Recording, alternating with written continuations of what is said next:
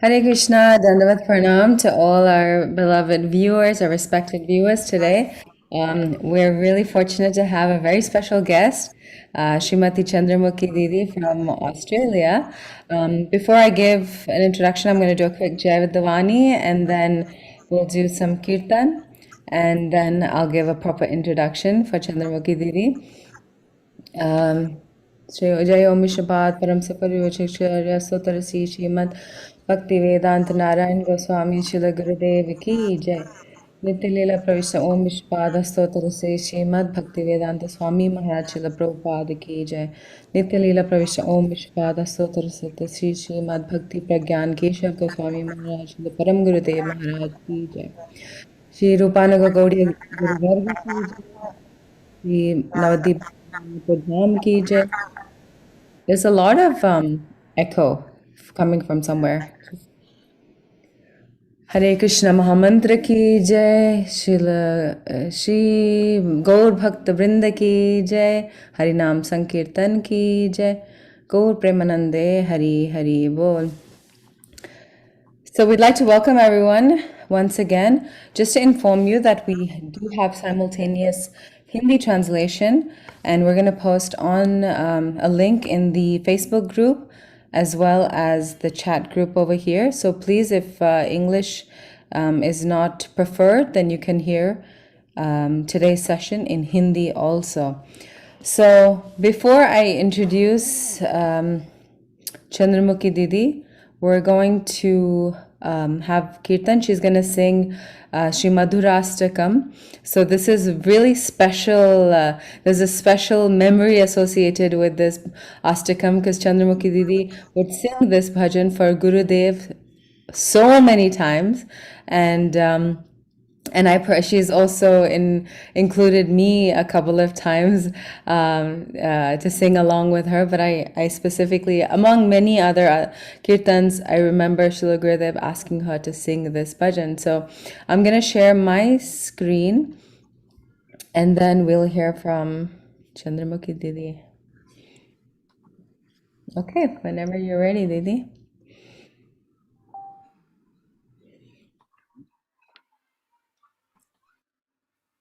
I'm just getting I've got my keyboard here, so I'm just getting that ready.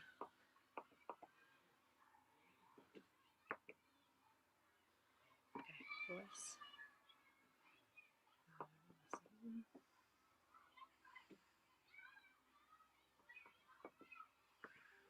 Okay.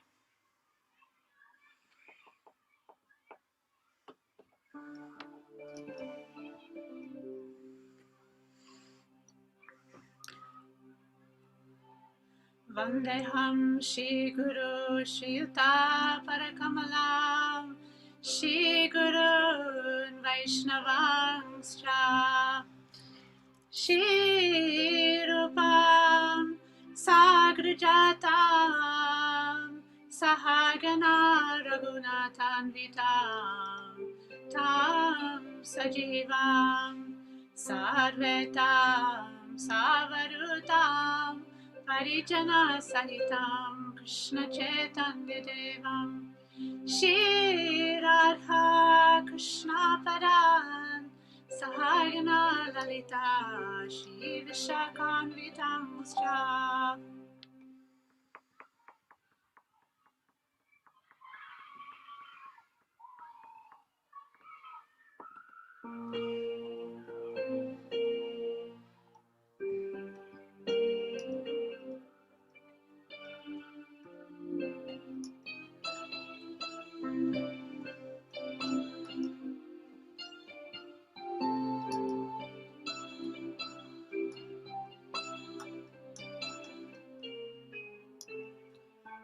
Adhara Madhura Varana Madhura Nayana Madhura Asita Madhura Hridaya Madhura Kamana Madhura Madhurari Pate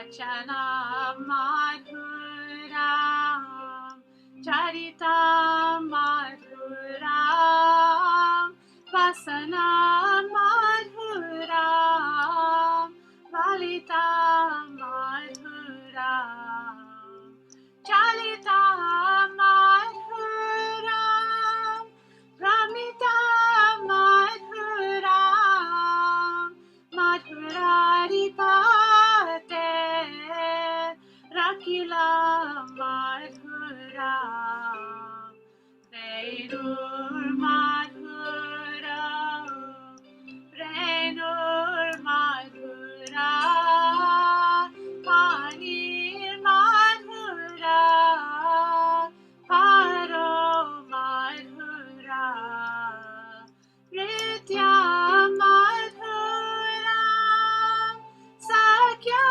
madhuram, madhuraripate, rakila madhuram, gita madhuram, gita madhuram, mukta madhuram, sukta madhuram, rupa madhuram, tilaka madhuram, madhuraripate, rakila madhuram, karana madhuram, karana madhuram, harana madhuram,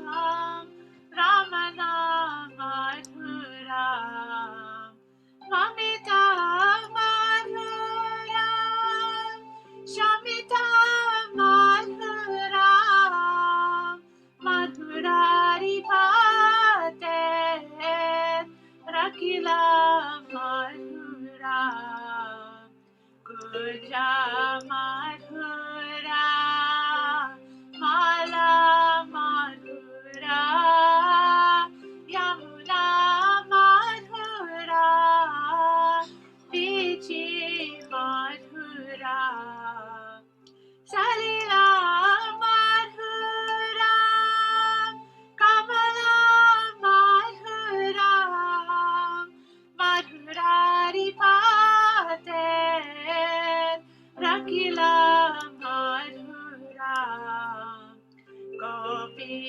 madhuram, lila madhuram, yukta madhuram, bhukta madhuram, Krishna madhuram, Shrestha madhuram, madhuraripate, rakila madhuram, gopa madhuram, kava madhuram, yasti madhuram, shisti madhuram, Talita madhuram, Talita madhuram,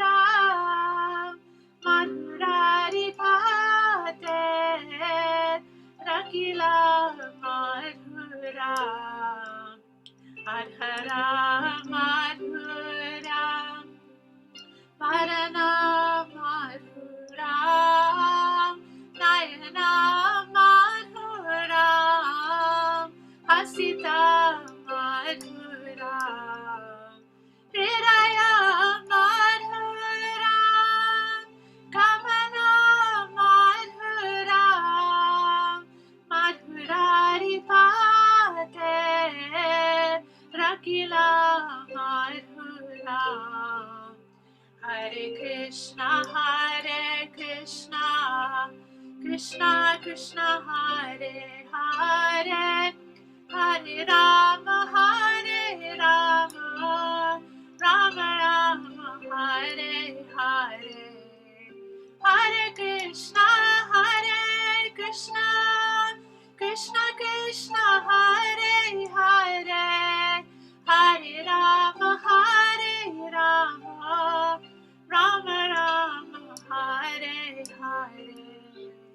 Jaya Sachinandan, Jaya Gaura Hari, Sachinandan, Jaya Gaura Hari, Jaya Radhe, Jaya Krishna, Jaya Radhe, Jaya Krishna, Hari Bol, Hari Bol, Hari Bol, Gaura Hari Bol, Nitai Gaura Hari Bol, Hari Bol, Hari Bol, Nitai Gaura Hari Bol, Jaya Gurudeva, Gurudeva, Gurudeva, Jaya Gurudeva, Jaya Gurudeva, Gurudeva, Gurudeva, Jaya Gurudeva.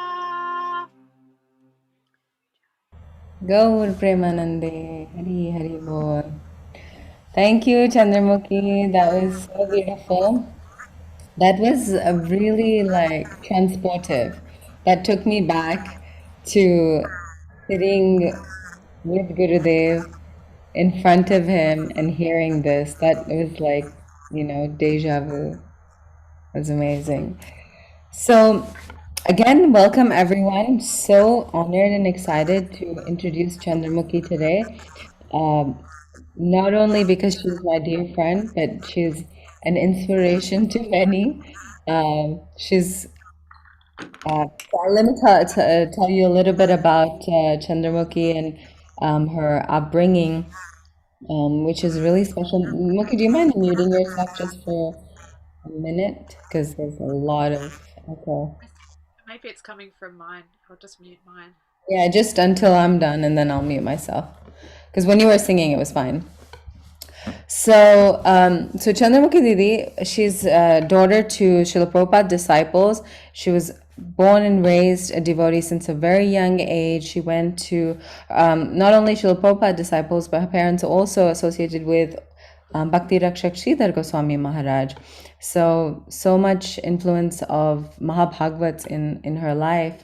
And she went as a child to the ISKCON Gurukul. So she's a Gurukuli. And in 97, when Chandramukhi was very young, Srila Gurudev came to Australia for the first time, to Murwillmba, where her and her family hosted Gurudev many years. Her parents, they have this beautiful property that Srila Gurudev stayed at and gave her family so much mercy, so much love. And Srila Gurudev always encouraged Chandramukhi Didi and Ragleka Didi, her sister, to preach. And the first time I met her was when she was preaching, and she came to New Zealand on a preaching tour. And that was like, I think 2002 or 3, like super early days. And we actually hosted, I was just a teenager, I think, and we hosted Chandramukhi Didi and Vrindavaneshwari Didi in our home. And that's when I met Chandramukhi Didi. And I remember as a very young girl thinking like, I want to be just like her. and then I moved to Brisbane for my university. And I was just remembering today that I had written to Gurudev just before I moved to Brisbane. And in his, so I'm just going to read like a paragraph from Gurudev's letter. Regarding your, okay, so there's something that's unrelated, but it's about sadhana and bhajan, so it's really sweet. So I'm going to read that as well. Regarding your sadhana and bhajan, my sincere advice is that you fix the goal of your life very clearly, and after you have done this, you learn the process and practice the same how to attain the goal very soon. Without any fixed goal, your sadhana and bhajan will always be weak, and you will be entangled in Maya without any doubt. I know that we have so many nice devotees in Brisbane, and they have very good programs every week, and they observe all Vaishnava festivals. Chandramukhi and others are there. I am requesting you to meet with them regularly and attend their programs. This will certainly help you and become strong and happy. Please know that I am in good health. Looking forward to hearing from you again with good news. So that's in one letter. And then also I remember a few times when we actually met Gurudev, specifically one time at Karuna Didi and Prakash Prabhu's house, he looked at me and you were right next to me, and he says, "Be with her and you will be okay." And so Gurudev's words came true when Chandramukhi Didi and we actually lived together for like about 6 months, I think, together in Brisbane. And then she asked me to, when I was, I think, just finishing university, and then she asked me to come on her European tour with her, and as her sidekick, and that was honestly one of the most amazing experiences of my life, which I will never forget until date.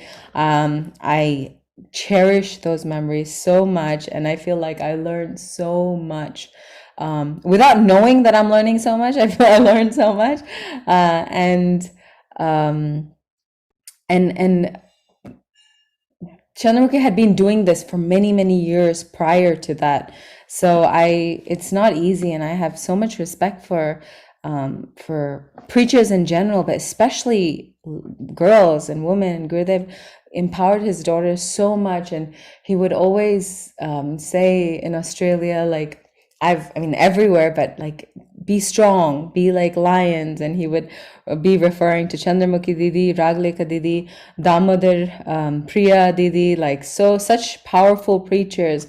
And for girls, really just inspiration for us. So I am so honored. There's so much more I can like go on and on, but we'd like to hear from Chandramukhi about her memories. And when I spoke, I actually had so many memories that were intertwined with Chandramukhi's, because a lot of my last darshan with Gurudev was with Chandramukhi.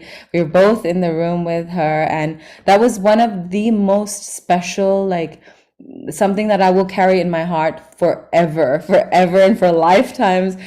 Such an impressionable darshan. Like, I can't even talk about that without crying. And so Chandramukhi has just been there through so much with me. So she's so special to me, and of course, like, such a jewel of Gurudev Sangha.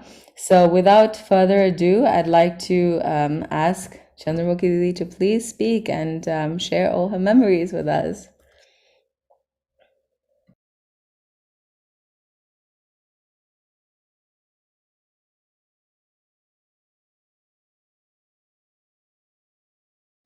You have to unmute yourself. I thought I did. Anyway, I did now. Great, well, thank you. That actually brought me back so many memories. Just you telling all those things. When I think of Gurudev, like, when you go about your daily life and you kind of don't think about it so much, but when you're asked to speak, you have to think about it, and it's so good because just a flood of memories come back. It's so wonderful. Well, first of all, I just want to offer my heartfelt obeisances unto the lotus feet of my beloved Gurudev. Om Vishnu Paraya Radhikaya Priyatmane Shishimad Bhakti Vedanta Narayan Vitinamine Vanchakalpatarubhyascha Kripa Sindhubhya Cha Patitanam Bhavanebhyo Vaishnavebhyo Namo Namaha. Jai Shri Krishna Chaitanya Prabhu Nityananda Shri Advaita Gadadhar Shivasari Gaura Bhaktavinda Hare Krishna Krishna Krishna Hare Hare Hare Ram Ram Ram Hare Hare. So I guess the place to start is at the beginning. Although as I was thinking of memories, they were definitely not in chronological order. But I'll start off and see where we go with it. Yeah, they just come in and out, and there's so many. Because I met Srila Gurudev in 1997. I was 17, just turning 18 while he was there, and then we were, had his association for 14 years, which is so amazing. I feel so grateful and happy that I was able to have so much time there with Srila Gurudev before he entered Nitya Leela. So I was a student at the time, and I was attending university, studying to be a teacher. And I just finished my first year of university. It was my first year moving out of home. And I had, actually that year, I had a lot of prayer going on in my heart because I was very sheltered as growing up and out in the world. So I really took shelter a lot of the holy chanting and praying just to kind of handle where I was and what I was doing. So I guess it was my first experience as an adult out in the world, and I was really taking shelter a lot. And I remember actually distinctly praying at one point, well, Krishna, if you want me to come to you, you're going to just have to show me how. And so many months later, not so many months later, at the end of that year, in January, end of January, um, Srila Gurudev came into our life, and it was just so amazing. We had Vaijanti Maladidi and her husband, who was Nanda Kishore Prabhu at the time, Chidandi Maharaj. They were in Murwillumbah, and they had come partly because Gurudev was coming to the West now, and they were trying to share about Gurudev to everybody. And so I remember she'd given us the Prabandhavali with that book. We know his beautiful face on the front cover, his blue eyes, and I remember saying, wow, who's that? And then he came. It was just so amazing. So he came to our area, which is only he was staying at a house which was only about 5 minutes away, over the hill basically. And we would go and see him every evening. He would be giving class. He was actually in Australia for 3 weeks that first year. I don't think he's ever done that in the West anywhere in one spot. And I think they had made that time because they thought they might travel around, but it didn't end up. He just stayed here in Murwillumbah. Yeah. And so where they were at this devotee's house, Devendranath Prabhu, they ended up staying there just for a week, and then they came to our house, which has got a whole story behind it. Yeah, but I just remember going there and feeling like my heart was completely at home. Everything, the whole experience of being in front of Gurudev just felt like being at home, and at home that I didn't even know I was looking for. Like, just so deeply at home. And everything seemed from the heart. I remember Krishnadas Prabhu, he was singing kirtan, and he was singing from the heart. Tunga Didi coming up and putting her arm around you. How are you? It was just so much love and affection. All his disciples had so much love and affection, and it was just amazing. And it was just completely awakened in my heart. I mean, I'd grown up as a devotee, and my parents were devotees and everything, but all of a sudden the songs, like Guru songs, came alive. Shri Guru Charan Padma, Gurudev Kripa Bindu Dia, they came alive. Everything, Krishna consciousness came alive. And I remember in the evenings, we'd go up to see him after class, just before, like after Gora Ati, just before Prasadam, and he would be in his room after the class, and we were able to go up and do pranams to him and then go down for Prasadam. And I just remember that visual of him sitting there, and he would give cookies as well, and he just the impression was, oh, that's what Srila Prabhupada was like. Now I know what Srila Prabhupada was like. The whole transcendental vibe and love and affection, and yeah. And I used to take a lot of photos, so because I used to be a lot into with those old cameras before the digital ones came in, and I was quite into photography because my father's a photographer. So I used to take lots of photos of Gurudev, and it was funny. I was only 18 or 17. I was like, oh, taking photos with my heart. I felt like, because everything was like heartly, and then Gurudev would give his heartly blessings. Everything was just from the heart. So I felt like I was serving by taking photos, which ended up being that way because Gurudev accepted that. So after he'd been there for a week. About the photos, I remember you telling me that he posed for photos. Yeah. years in that later. little round, you know, Octagon. building structure. Yeah, Yeah. yeah. And he posed and he gave you like side profiles and Yes, he did. um, I remember specifically for his Vigraha, right? I remember that. Yeah. Yeah. Okay. That All right. You can share that. I will. That was Yeah. about 2 years later, so I guess I'll get to that in a minute. Thanks for reminding Yeah. me. So sorry. That just reminded me. The photos triggered my memory. Okay. Thank you, because I might have forgotten. Yeah. Yeah, so what happened was the place where he was staying. Well, the thing is, in those days, Gurudev would travel with about 30 devotees, right? And so this devotee who was hosting Gurudev, he had trying to host all these other devotees as well, and he was having difficulties basically. And apparently he was even restricting the hot water and yes. Anyway, I won't go into that, but Gurudev wasn't comfortable there. He'd actually asked the devotees to leave and he just wanted Gurudev, and Yeah. they were looking for another place. So one of the days during that week, they actually came. We invited Srila Gurudev over to our house for a morning walk. My parents have a 5 acre property, very beautiful rainforesty kind of property, and um, he came to our house, which was so exciting. So he came for a morning walk, and they stopped. My sister and I made garlands and to give him, and um, they stopped down the road, but then they drove. We went down the road to meet him, but they drove straight past us, and we just had to run to try and catch up. And we ran and ran, and then we had to go onto our property before he did. So then we ended up greeting him at the door. And I remember giving him the garland and looking in his eyes for the first time, and so deeply, that deep, piercing glance. And he said, "I will help you."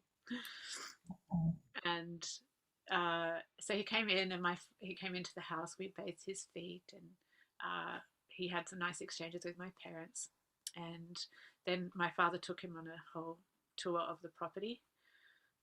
It's interesting. One place where he stopped on the property, Gurudev turned to him and said, "You shouldn't kill snakes." And it was in that spot that my father, a week ago or something, had killed a snake because he was worried that it was going to hurt people. It was this poisonous one.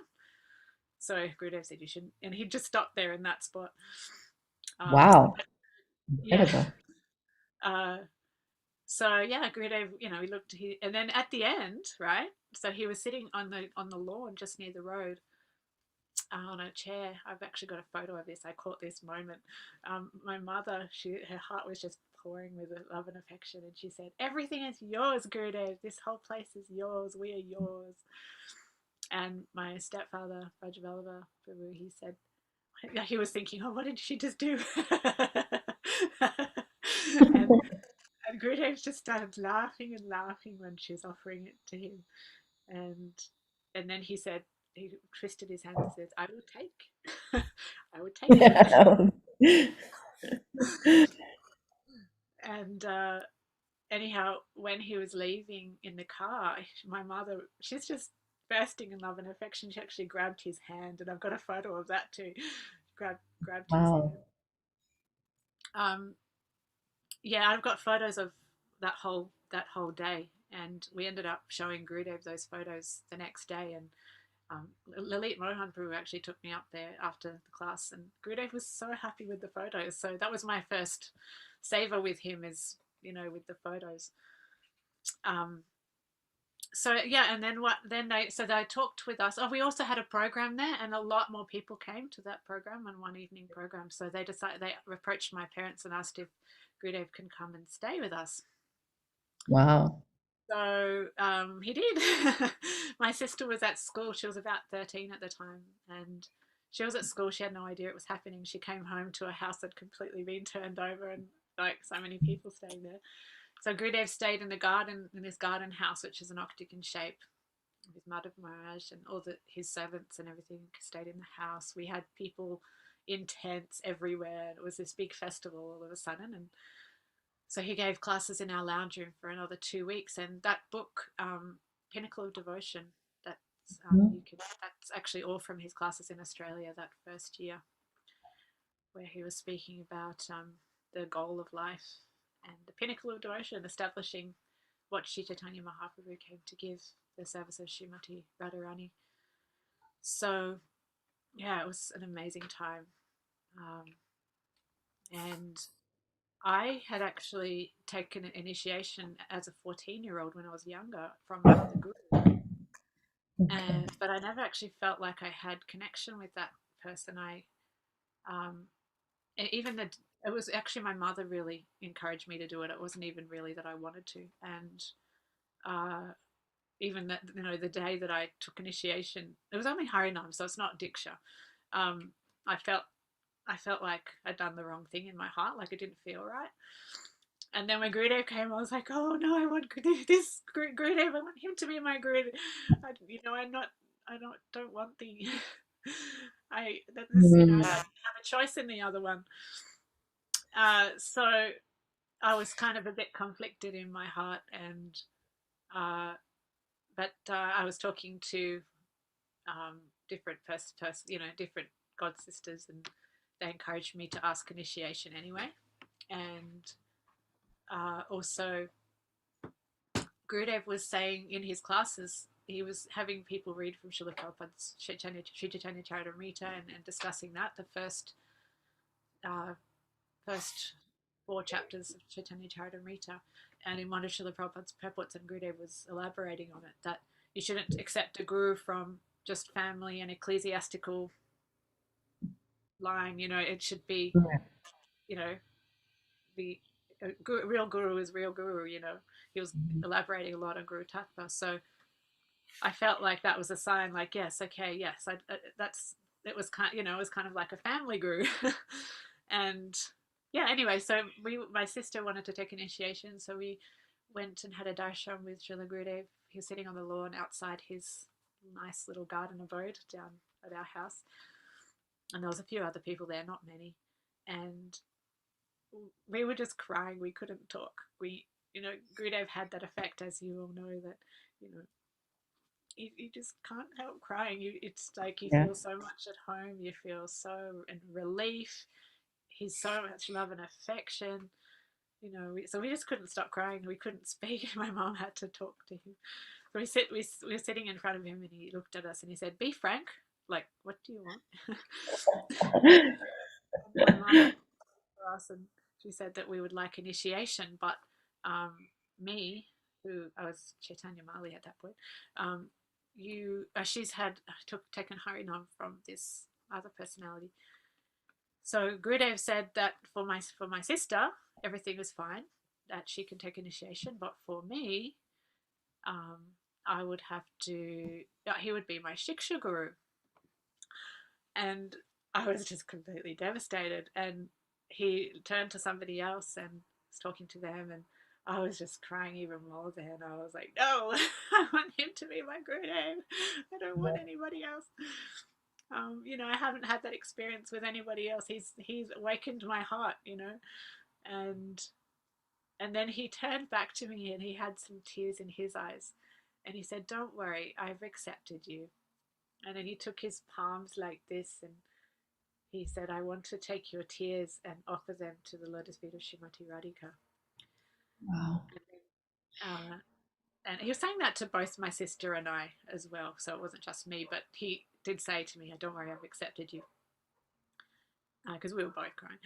And anyway, he said, "You should come on Vasant Panchami," and I didn't know what Vasant Panchami was back then. But in my heart, I felt like everything was going to be okay. And then later on, I spoke with Rajanath Prabhu, and he said the initiations are scheduled for Vasant Panchami. Anyhow, everything will be okay. But it's interesting how he did it in such a way that, no one really knew that he had told me to come take initiation. He just said, "Come along," on Vasant Panchami. So anyhow, we ended up going along on Vasant Panchami, and he gave me Harinam and Diksha. And yeah, I mean, I'm grateful to that other guru for, he, at the time, he told me to chant 4 rounds until I was 18. And then, when I'm 18, I could do more. But which I did that. I did that for those years. So, I'm grateful to him for helping me in that way. But he wasn't my eternal guru. my eternal guru. You know, I mean, Krishna manifests to us in so many different ways. I know other people have been very inspired by that person, and you know, but it wasn't coming. Krishna wasn't coming to me through that personality. And Gurudev, you know, there's also many different types of gurus and different levels of gurus, and Gurudev was the Uttam, topmost Mahabhagavat guru. So, um, yeah, so I'm so grateful that he accepted me and Yeah. made me his daughter, darling daughter, as he would say. So then, yeah, life began as his darling daughter. My life began, my real life. Um, yeah, another thing that in that time was funny. Nearly every night I was having dreams of Gurudev, and dreams, inspiring dreams. It was like that part of that attraction. And then as soon as I took initiation, they stopped. So it was like he was attracting me in, and then I'm his now. So I mean, I had more dreams later, but it wasn't every Yeah. night. Yeah. Amazing. Amazing. So So on a Vasant Panchami, he gave you diksha. There was no more discussion about it. That's amazing. And yeah, he gave you the name Chandramukhi, right? yeah, yeah. That's beautiful. Yes. And so then we would go to Kartik every year. Come to He invited us to come to Brajmanda Parikrama, and we went once and then had to keep going every year pretty much. I think I only missed one. And I remember when we first arrived in Mathura, he was very happy to see us. He did send us a letter too after that, thanking us for hosting him. And different times over the years, he would refer to it as his home in Murwillumbah, in Yukai Murwillumbah. I Yeah. remember even, you know, it's so wonderful how he accepted us into his family. You know, it's like you think about Vrindavan. He was so much in the Vrindavan mood of how Krishna is your family member, right? Like Yeah. Krishna, Krishna's the mother. He's not God. He's the mother of. Sorry, he's the son of Mother Uh-huh. Yashoda and Nanda Baba. He's the friend of the Gopas. He's the beloved of Srimati Radhika, and they, you know, they see him in that intimate way. So Gurudev would make himself available. He made us his family member, you know, asking Personal. after, yeah, Yeah. yeah, asking after our welfare, checking in, you know, checking in, even to the point of, you know, wanting to know what I was doing, how my university is going, you know, when's that finishing, and then when that finished, he wanted me to finish that degree, which is another 3 years. But then he gave me so many instructions to preach his mission, and yeah, I remember one time uh, arriving in Mathura. Every time we came to his temple in Mathura, it just felt like going home. Um, I think it must have been a few years after I met Gurudev. I think maybe even I think it was around the time I finished university, and I was up. It was the first time arriving there at Kartik, and he called me over to him and said, "You should take notes of my classes and then preach everywhere." And during that Kartik, actually, every time I saw him, it would be something along the lines of become strong, study study my books, study my classes, and preach everywhere. And I was thinking, you know, initially, well, you know, I mean, I was so young. I was about 21 or something. And I remember thinking that, you know, like Srila Prabhupada got an instruction and he didn't follow that till he was, you know, elderly. It was like 36 years later. Yeah. So Yeah. I was always thinking, you know, I'm so young, you know, yeah, one day. One day. And no, he had other plans. So he wanted me to travel and preach pretty much like it was 2002. I think I worked out. So I remember going to Yeah. Sydney, seeing Sydney, and he said, "You are strong now. You can preach." Amazing. And I'm like, Oh my God. Actually, no, before that, I kind of realized, okay, I better start following this instruction because he'd given it to me 10 times that Kartik. So I came back after Kartik and I started doing it with the kids. I just got together with the devotee kids in our area and I started giving classes and kids, kids group kind of thing. And then I gave one class in Brisbane and I was so nervous. You wouldn't believe how nervous I was. All these senior devotees in Brisbane, and I'm like 22 years old or something. Yeah. Um, Maybe I was a bit old. I think I was 24. Anyway, I was pretty young. Um, and anyway, I'd given one class in Brisbane, and then we saw Gurudev in May because he would, usually he would come around January, February time every year. But sometimes he would come through Sydney on his way to America because he had a round the world ticket. So we went to see him in Sydney in about May, and I'd given one class, right? And then that's when he said, "Now you can preach everywhere." And so Wow. then I got together with Vrindavan and we did a tour of Australia first. So we just, I don't know, I can't remember exactly how it went, but we went down the coast and got a train and luggage, and we went off and we did like 3-day programs here and there. And gosh, when I think back, I'm like, wow, it's only by Gurudev's mercy. Yeah. You just follow, like he would say, if you follow Gurudev, then he will follow his instruction. He gives you the power to Shakti. accomplish He gives anything. the Shakti, yeah. Yeah. So we went to and we got to Melbourne, and we did some programs there. And when I wrote to Gurudev about um, that we'd done it, he was really happy. And that's when he said, "Oh, can you go to New Zealand?" So that's when I met you. Yeah. He said he had some disciples there who nearly had taken initiation, and he wanted me to go there and help them. It's interesting though. When I was in Melbourne, I had a dream. I wish I could remember the details, but yeah, and one other thing. Okay, I'll tell the dream first. Yeah, so how we would see Gurudev usually often, between going to class to his room or when he comes out, and we'd all line up, and we'd hope that he would speak to us or something. Yeah. So, and you try to make eye contact. Look at me, look at me. So I had this dream just after we'd completed that little tour in Australia, and he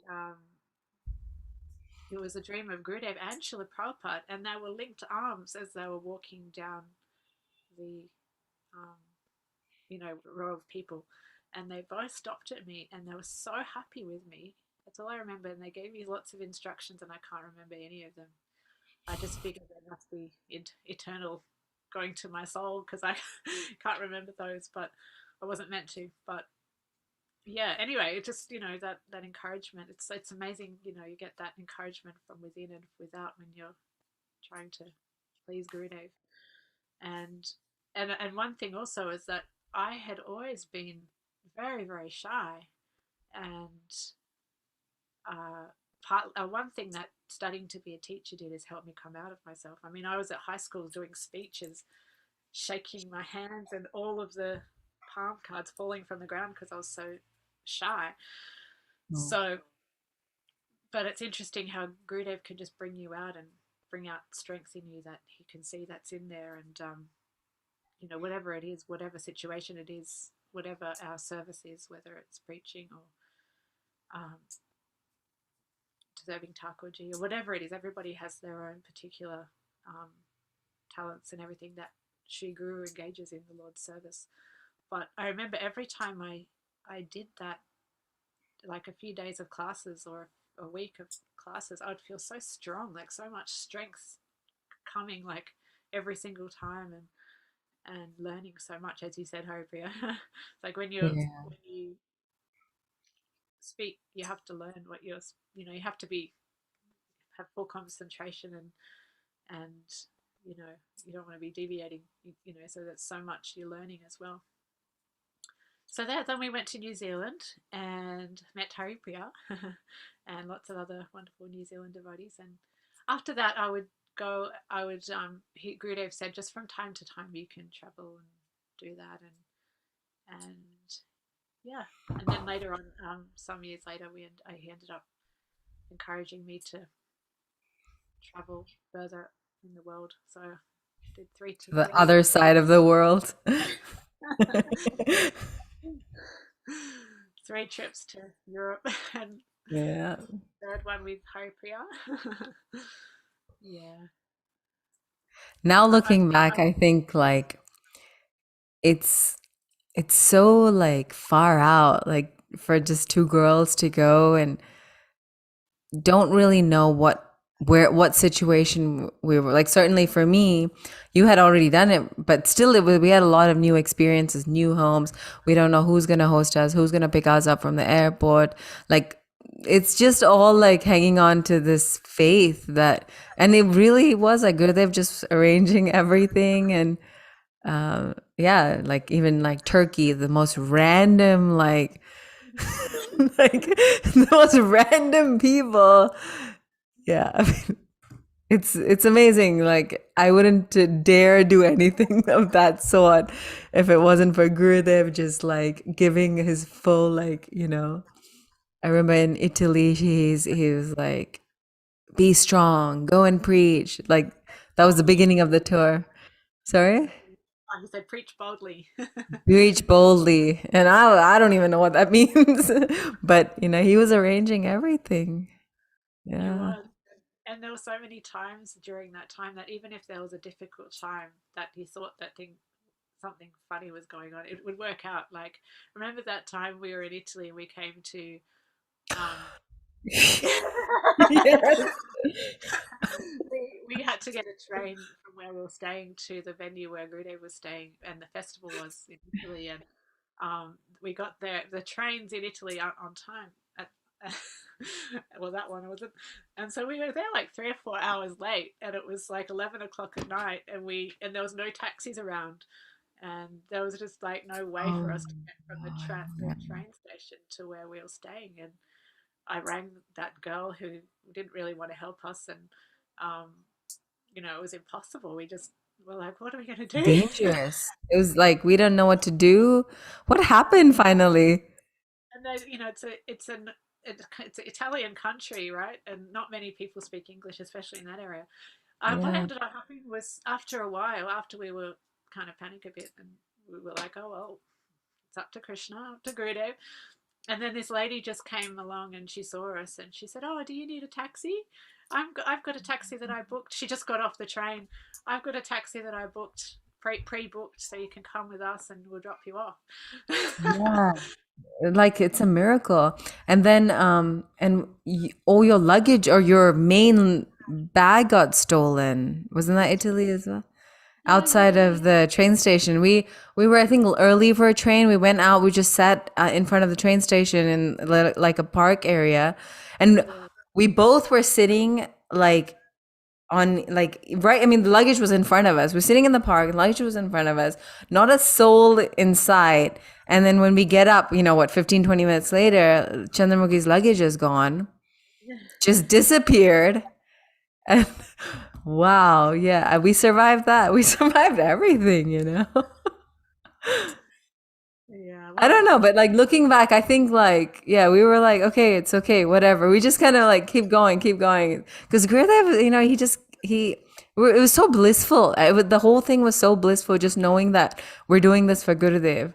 And I remember specifically, had some hard times as well. Like we had tears and all that.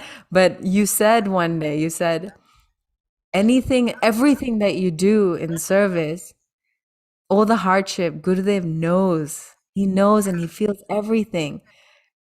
And I remember you telling me that, and I was like, okay, that makes everything okay. Like it makes it all okay. Anyway, sorry, you can continue. it reminds me of another story I heard recently, but that would be going off into someone else's story of Srila Gurudeva Maharaj. But he had just had a really difficult time. Actually, someone had punched him. That's right. He was doing his seva, collecting money or book distribution. Someone had punched him and he ended up in a lot of pain and in hospital or something. And then he asked Srila Gurudeva Maharaj later, and he was actually really angry with Krishna. And Srila Gurudeva Maharaj said, if you're punished, if your pain gives pleasure to Krishna, then that's the greatest something, the greatest Yeah. thing, So, but the thing, you just knew you had Gurudev's affection and protection. So even if things happened like that, it wasn't like It was, yeah. There was no real. like deep fear. There was No, no fear. It was just like, okay, well, that's an inconvenience. We're still happy. Let's keep going, on this adventure. it's such an adventure, and Yeah. I felt like actually I learned so much from that time when I look back. Like I did get to the point where I had to decide, well, am I going to keep doing this or am I going to? I felt like it wasn't natural for me to do that for the rest of my life in terms of traveling, preaching like a sannyasi or something. It didn't feel natural. I needed to have more of a balance, and I did talk with that about to Gurudev as well, and he was fine for me to get married and. Um, Mm. but and even before he had said, be strong now and marry later. And I've had that's a whole nother topic, but I've had lots of talks with him about that. But um, I was going to say, oh yeah. So I felt like that time just taught me so much in one sense, like just to depend on Gurudev, with what you're doing, that money coming to you because people give donations, money coming to you with Gurudev's money, um, and then just so much strength that comes when you follow Gurudev. So much, yeah, just that whole mood of just complete dependence on Gurudev, and that was such an experience to completely, you know, develop that. I don't think I had. I obviously didn't have the. I didn't have the oomph or the security. I don't know. I couldn't carry it out completely, just to completely give it up. Maybe next lifetime, but yeah, it's carried. That whole experience carries through my whole life, really, and that Yeah. to always come back to that. Yeah, it's not easy. I have so much appreciation after that trip. Those 6 months taught me so much like respect and appreciation for anyone who travels and preaches. Like to not really have, and then this, we did it for that 6 months, and then we had a home to come back to. But then so many I, preachers, they don't have a home. That yeah, is their life.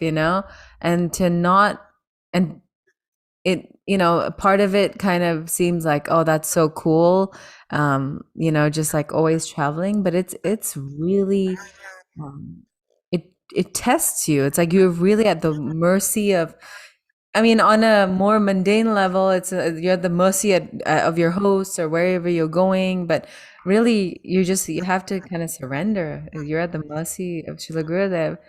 um that was one realization I had is, yeah, this is okay. This is definitely not for me, but um, at the same time, I'm so grateful for that experience. And I personally, like looking back, I just feel like Gurudev arranged that for me for my own purification. I don't feel like looking back, like, what was I doing? When I was speaking, I was like, come on, like, I had no clue what I was talking about. But Gurudev still put me in that position to like, hey, like, go purify yourself, try. I felt Yeah. like that. I felt like, yeah, he's doing it for me to become purified and strong. Yeah. Uh, But you yeah, were speaking Harikatha at a very young age. And I remember when I first moved to Australia, it was like 2005 or 6. And you were already like in all the weekly programs in Brisbane.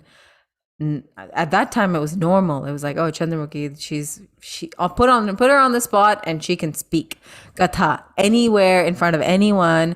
That was normal back then. But now looking back, like, that's amazing. That's like Gurudev really gave so much Shakti. You were able to speak Katha from such a young age, in front of like all those like senior devotees. And it's really amazing. I yeah, think Srila Gurudev really, empowered you and Raglika, both of you, so much. Anyway, yeah. I'll let you continue with with the memories. Uh,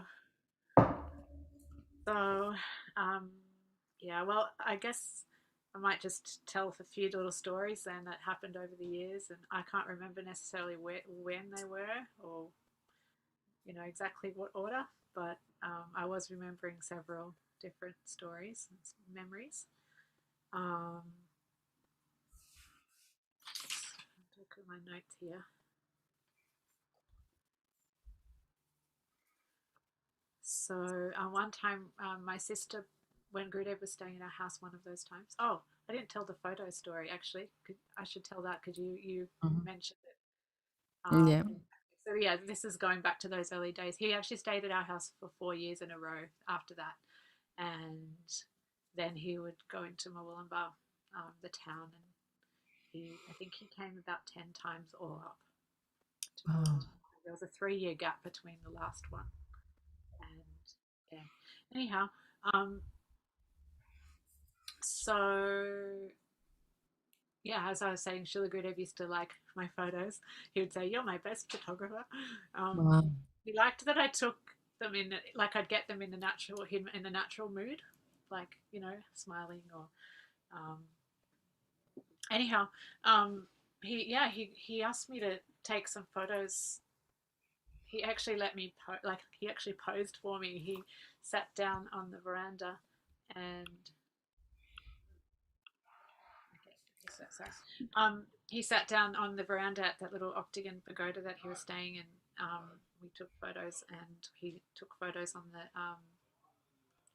lawn, and he wanted it to be all different angles. Like I was saying, the front, the side, back, and he wanted it for his murti in the future, which was kind of like something we didn't want to think about. Um, and then when he was sitting on the veranda, taking those photos, he realized that he didn't have tilak on. So then he went and put tilak on, and he's sitting there and beautifully putting his tilak on. I've got a photo of that. And Vrindavan Vilasini Didi and Rukmavati Didi were there with me the whole time. And Gurudev hadn't been smiling while I was taking the photos. So Rukmavati thought she'd try and make him laugh. And she said to Gurudev, "Gurudev, Vrindavan Vilasini is so ugly." And Gurudev just started laughing. Wow. So I got all these laughing poses. Oh. One time when my sister brought one girl down to meet Srila Gurudev. She was a neighbor. She was one of her friends who she'd play with down the road. And this girl could actually see auras. She was just gifted as a child to be able to have that vision. So when she came in to meet Srila Gurudev, she saw his aura was like this massive, big golden spiral going all around him and spiraling up to the ceiling, like just taking up the whole room. And then he Wow. looked at her and said, "Do you want to be my darling daughter?" And of course she said yes. I don't know where she is now. It'll be interesting to see her and see if she remembers.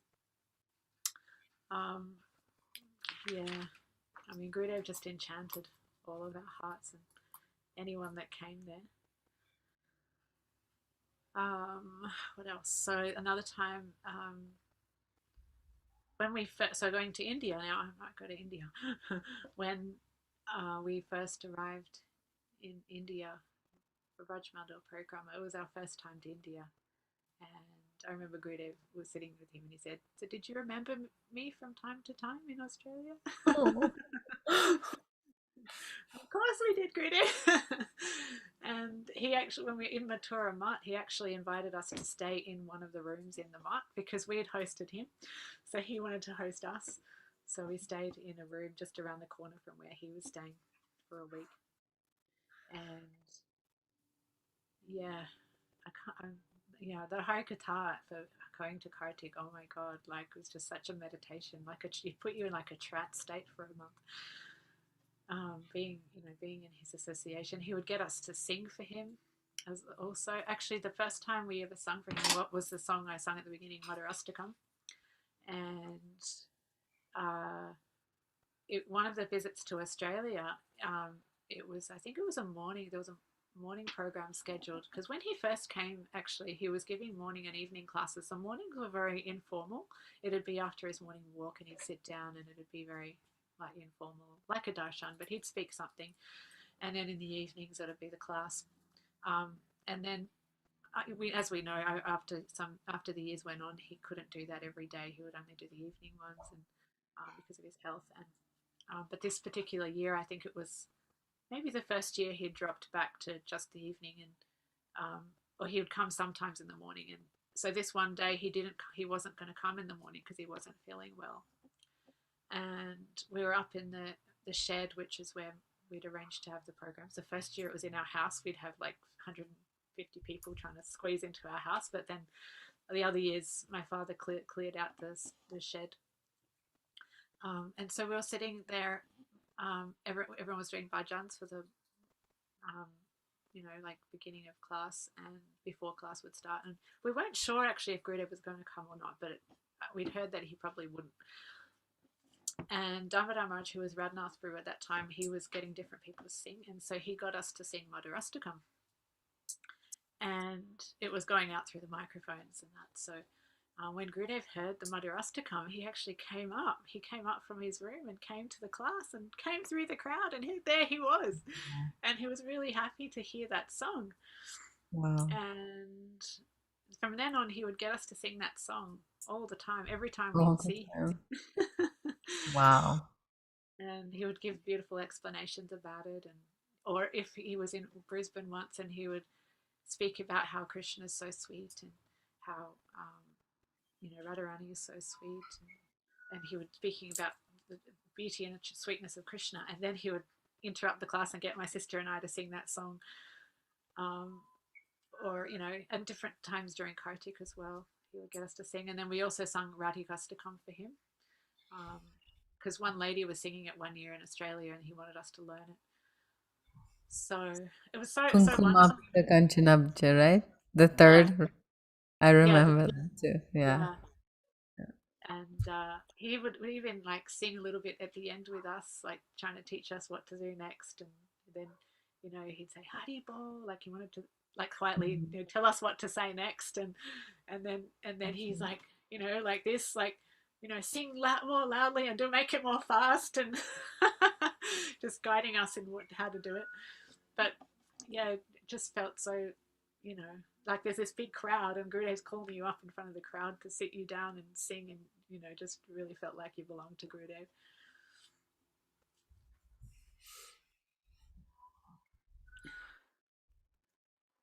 Yeah, I remember one time in Mathura, he was coming down from the stairs to the class, and I was at the back of the crowd, and he was about to walk past. He was coming down the stairs, and I was just kind of getting half down to pay my obeisances when he arrived.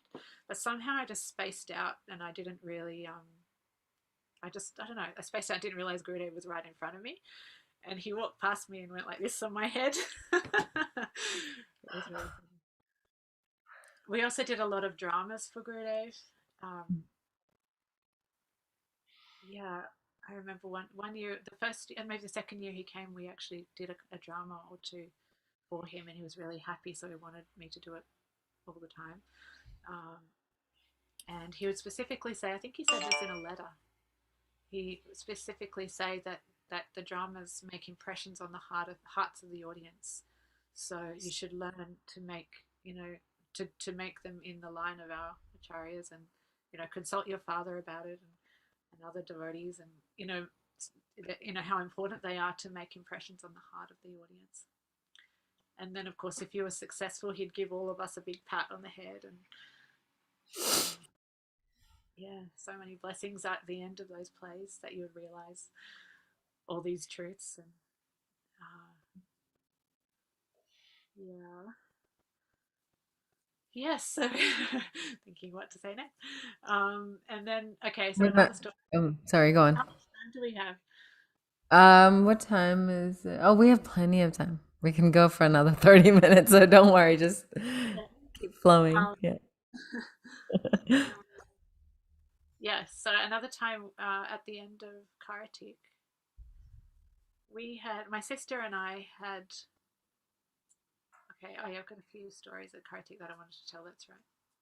Okay, I'm going to tell these ones first because they're earlier. Um, so when we went to Vrindavan, I think the first stop for the first year was in in Mathura, and then we went to Vrindavan, Rup Sanatan Gaudiya Math. Can you imagine the whole program party fitting in that temple? I look at Yeah. it now and just think, wow, that's so small. Yeah. um, and yeah, so we were staying at a dharmshala that when we got there, and my mother was kind of feeling a bit out of sorts, I guess, because it's a bit of culture shock being in Vrindavan, and she couldn't actually even navigate herself properly around those streets. We had to help her everywhere she went, and she was just feeling a bit like out of sorts and disconnected. So we went to see Srila Gurudev in his room in Rupsanad and Gaudiya Math up there near Sevakunj, and she expressed to Gurudev how she was feeling. And Gurudev looked at us and he said, "You should think that my hand is always over your head." And then he actually gave her a little service. He said that he wanted her to get some jasmine flowers and make a little garland for his Thakurji every day. And he had like a photo frame with like joined together, double photo frame, just small, with Radhavino Bihari and his Gurudev that he would take everywhere, and he wanted her to make a little garland for them. So Wow. that was really sweet. She would do that every day in Vrindavan while we were there. And then when we went to Govardhan, at Govardhan, at that time we were at Modi Bhavan and we were right in the lap of Govardhan. It was so beautiful. Did you go there to Modi Bhavan? No. Oh, No. so such beautiful times. And I mean, it was all beautiful going to Govardhan. It's always beautiful, but we were right across the road from Kiriraj. They had a big hall um, where everybody would stay. Like everybody would stay in the big hall, and then there was just a few rooms. There wasn't many rooms. There were probably about 5 rooms over on the side, and then a couple of rooms where Gurudev would stay. And anyway, my mom kind of like freaked out a bit because she's like, I don't know, it was just a bit too much for her to have to stay in a big room like that with 100 or 200 people. Wow. Wow. I So didn't know that. It was just like everyone in kind of like Navadvip where all the Bengalis and just yeah, yeah, wow. Like with your mosquito nets, maybe. yes, yeah, maybe, yeah, yeah, I guess so. Mhm. Yeah, and so yeah, my mom kind of panicked a bit, and we ended up taking her down to Niguna and Nilachala's room because they had a room from the devotees from Badger with Mhm. Lalita, and my mom word got to Gurudev that my mom was really upset, so he actually came to see her personally and Wow. came into the room and calmed her down and asked her Wow. to chant Radha's name, and she was fine after that. So how beautiful. I think she ended up staying in that room with them. I can't remember where we stayed. Um, Even, Gurudev was just so personal. You'd be on program with all these people, and then all of a sudden he would just be there, and he might say something to you briefly, or um, just part of his family. It's amazing. I even remember the very first year on Parikrama, the very first day of Kartik Rajmandal Parikrama at Mathura Math, and everyone was having the feast upstairs, and uh, he actually came out of his room. His room was on that level, and he came out on the room and was going of his room and was going through the people and seeing if they'd had enough prasadam or if they had their accommodation sorted, or if everyone was okay. Yeah.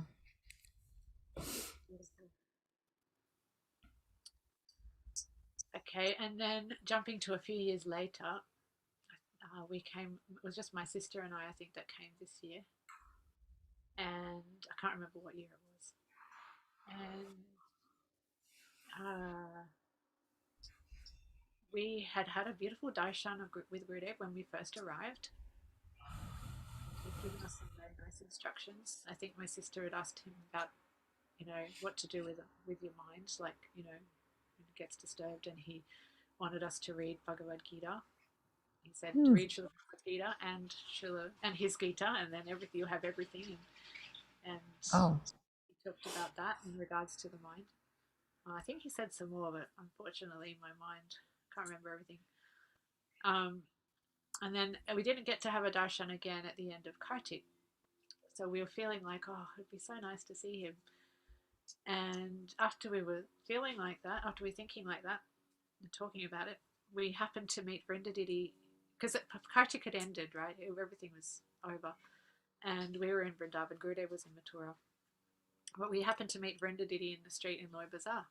And she's told us the dates Gurudev's leaving. And we were thinking, oh, we could just change our ticket and we could go the same day. Mm-hmm. So we did. We Uh-huh. booked our ticket to leave the same day in Delhi. So we, went off to Delhi, and there was other devotees who wanted to come and see Gurudev at the airport. So we had shared taxi, and there was other devotees that came there too. And we got there before Gurudev, so we thought, well, let's go inside. And we had a ticket, so we could, but everyone else had to stay on the outside.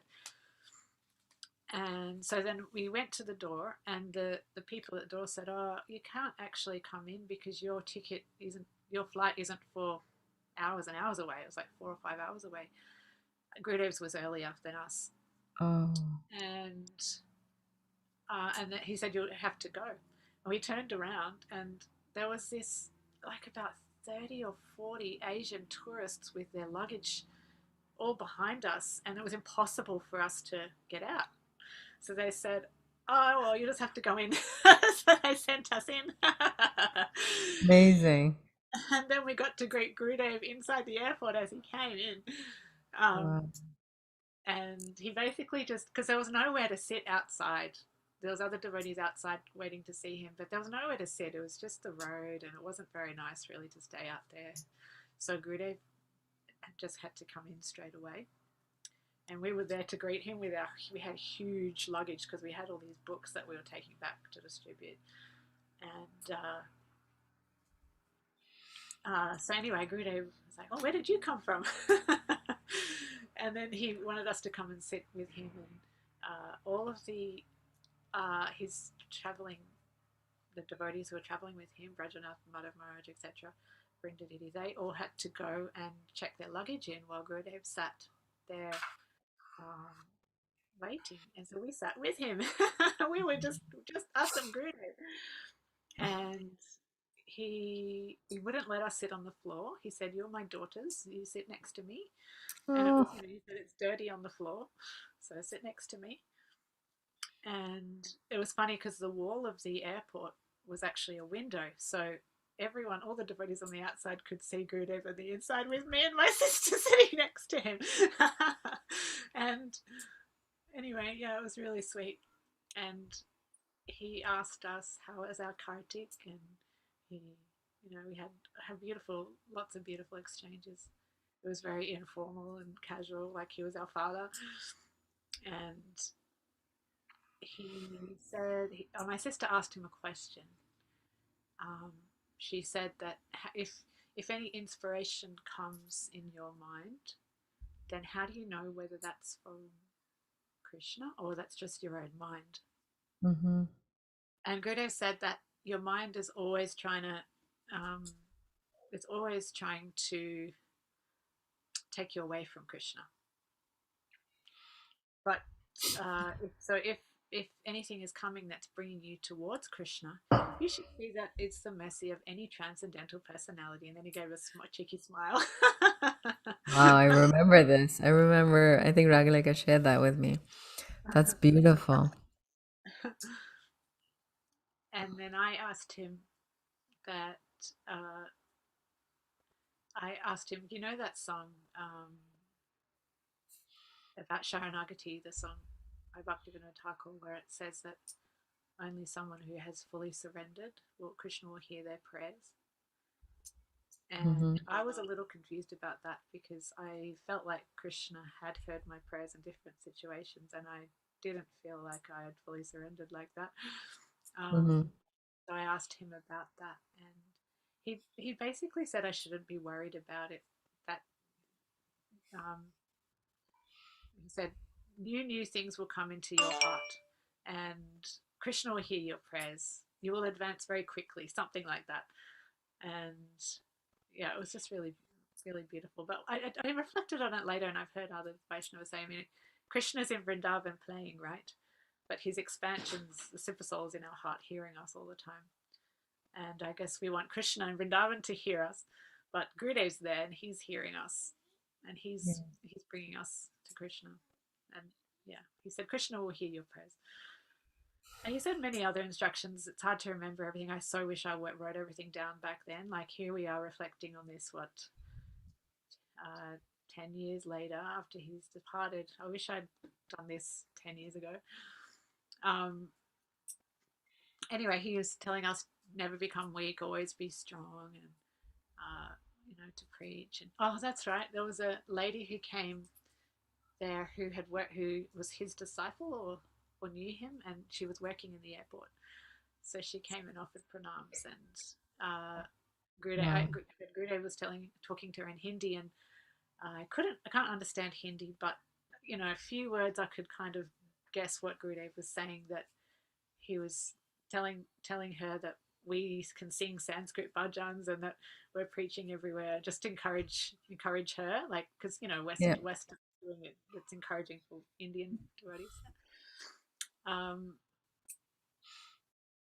Oh, that's right. We also asked him about coming to Australia.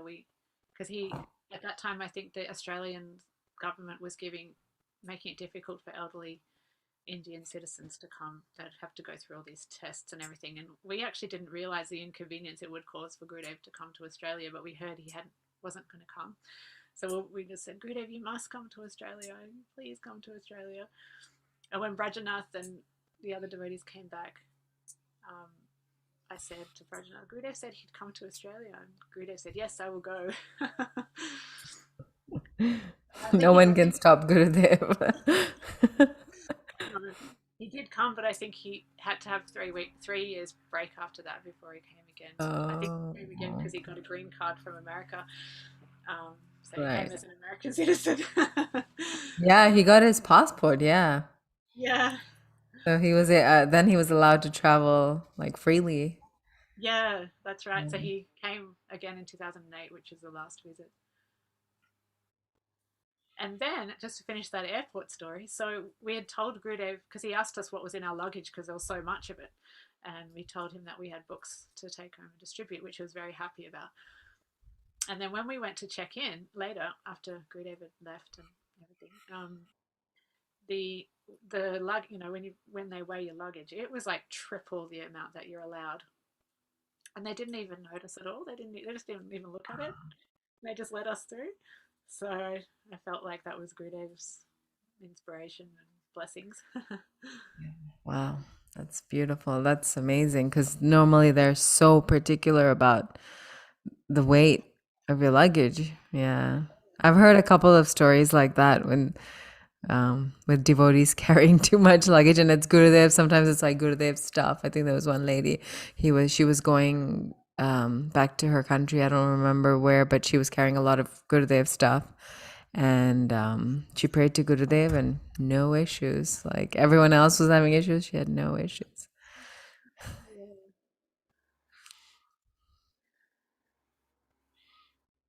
And Gurudev would always show us how he's always with us and never leaves us, right? Like he'd give us that faith that I'm always with you and have full confidence in that. And I was thinking of a few memories that relate to that. One it was one year when he went to Cessnock. Cessnock is a town that's about 2 hours north of Sydney, and he came to Murwillumbah first that year, and then he went down to Cessnock. And of course, all of the Murwillumbah devotees, most of the Murwillumbah devotees were down there, and he was so happy to see everybody. His Harikatha was so beautiful. He was just feeling so grateful that we'd all come down just for Harikatha to see him. And he said something to the effect that Krishna is hearing us and he's so pleased. Seeing us, not hearing us. And anyway, it was his Vyasa Puja while he was down there, and I wanted to write Gurudev something. I'd never written anything for his Vyasa Puja before. And actually, Gurudev never used to have anyone speak on his Vyasa Puja either in the early days. anyhow, so I didn't really have time, but in the morning on the day of his Vyasa Puja, I woke up early and I had all this inspiration what to write first thing in the morning, when your mind is fresh and clear. So I wrote down an offering for Gurudev, and um, pouring out my heart basically. And I can't remember how I got it to his house, whether it was at the morning walk or something, but Rajanath Prabhu told me later that because lots of people had written offerings and all the cards and everything were on the table.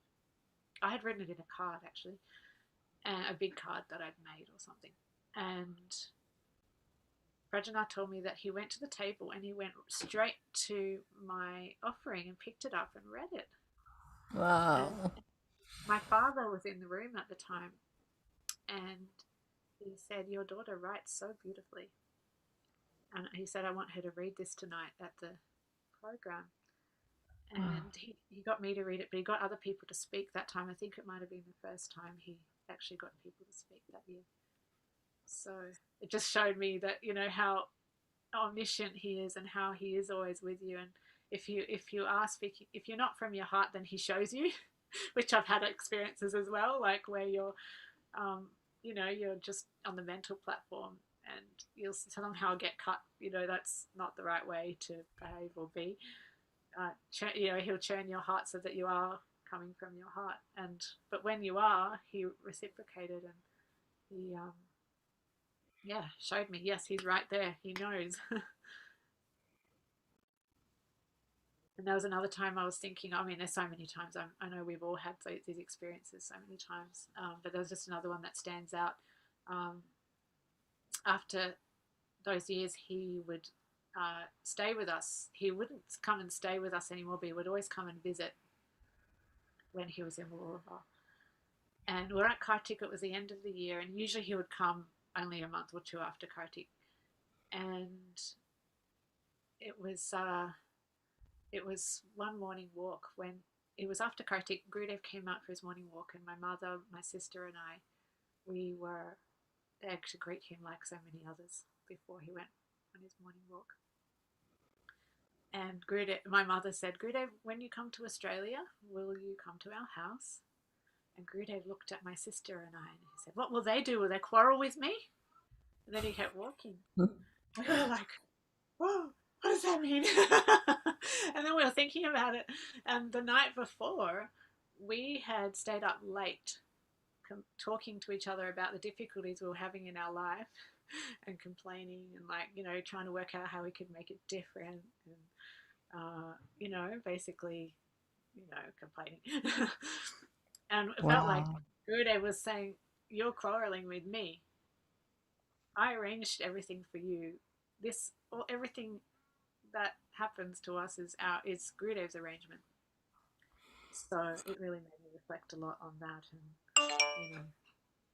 everything is Gurudev. Everything that happens to us is from Gurudev, which has brought me through a lot of difficult situations later as well.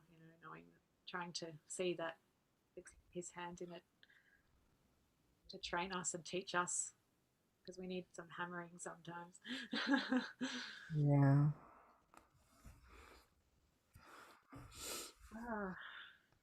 Didn't Gurudev say something like, "I will always remember Vrajvala Prabhu and his whole family and his cat"? Yeah. And the cat. Can you remind, there was like always a cat around, right?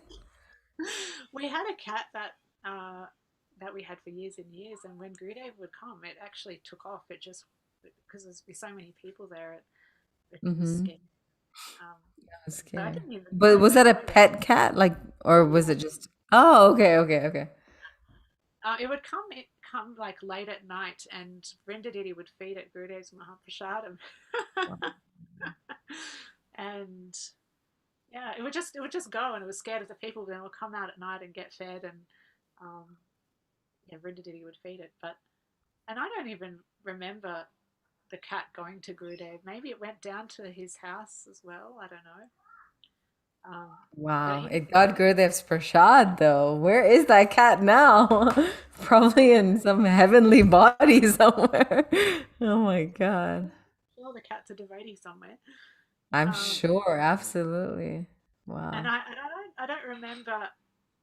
Gurudev never said anything until that point. And one time when we were in Brisbane, when he was about to leave the country, um, we were there. My sister and my mother and I think it was just us three. And Gurudev was saying, we don't say goodbye. Oh no, actually no, my dad was there because he said in Australia we don't say goodbye, we say see you later or see you after. And Gurudev liked that. He said, yes, see you after. And then he said, I will never forget Rajavallabha and his family, and I'll even never forget their cat.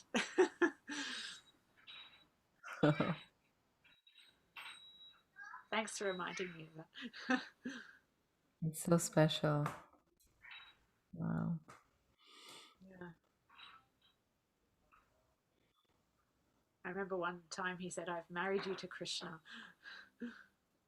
Actually, there was one time in when I was at university. It just reminds me about how he would take us into his family. But I was just about to finish university, and I was feeling actually. I don't know whether it was just about to finish. I was just feeling like, oh, my life's not going in a good direction. I felt, like a bit despondent, and I was writing that to Gurudev. And he sent me back a beautiful letter, and I wanted to read some of it because it's just really, really encouraging. He says, I received your letter and became so happy to hear from you. I am always remembering you and was eagerly waiting to hear from you. Your letter only reached me a few days ago, so I could not answer you earlier. You should be like me. Do not fear anything in this world.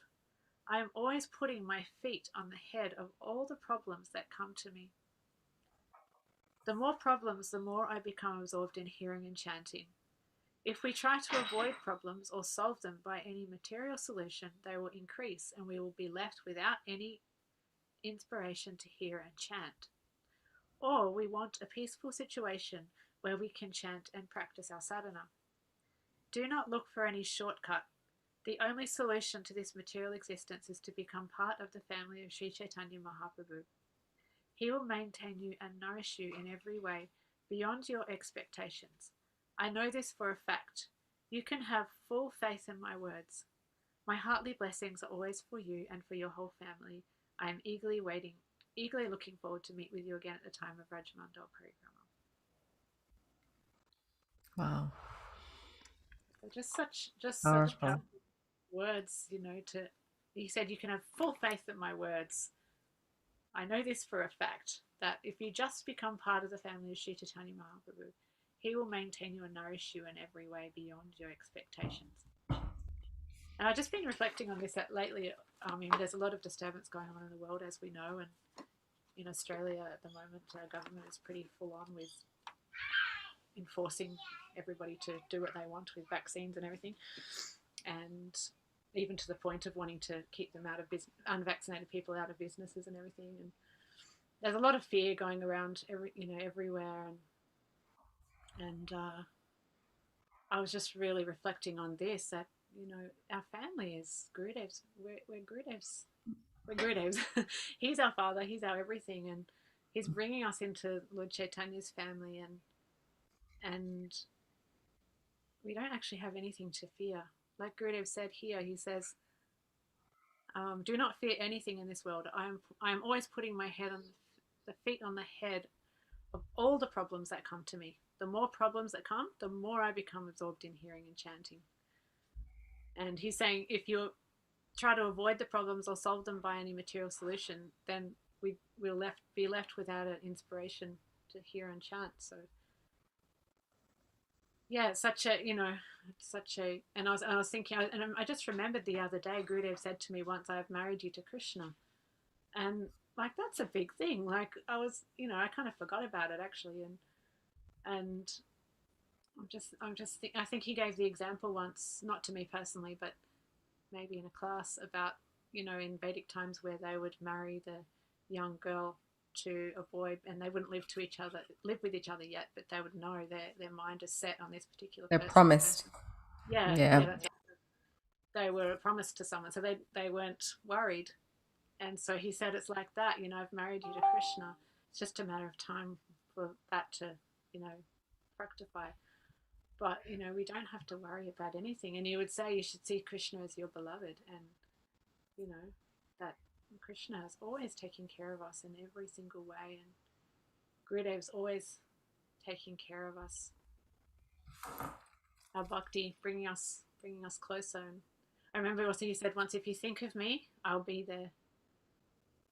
So, he's our big lamppost in this darkness of this material world to call us home.